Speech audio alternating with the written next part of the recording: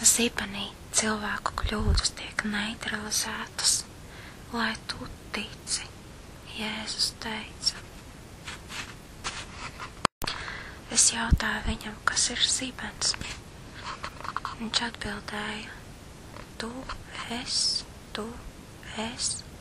Es īsti nesapratu. Es domāju, tu, vai arī tā kā tu saki, ka es. Viņš lika saprast, ka zibens ir Kristus. Kristus, kurš nāk pār šo zemi. Kristus, kurš ir izlējis savus asins par mūsu kļūdām, par visu šo Latvijas grēka ceļu, par visu šo ceļu no 91. gada, kad Dievs iedeva brīvību, bet tauta aizgāja zelta daļu virzienā. Tauta aizgāja projām no Dieva. Kristus atdeva savu dzīvību par to un samaksāja ar savām asinīm.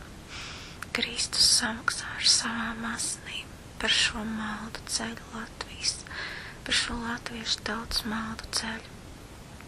Viņš apklāja to ar savu asins lāsi, un šī asins lāsē viņš šai tautai deva vēl vienu iespēju. Šis ceļš, viņš tika iziets, kā Kristus asins lāse.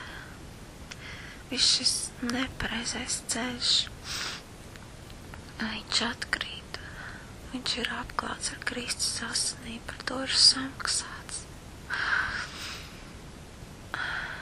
Tas aiziet projām kā nebijis.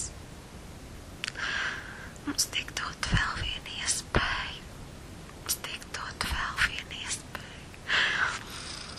Kā valstī, tautai, zemē sākt vēlreiz visu no jauna. No 1988. gada. No paša atmodas priekšvakara. Tā ir Dieva žēlastība. Tā ir viņa dāvana, neko neprasot pretīm.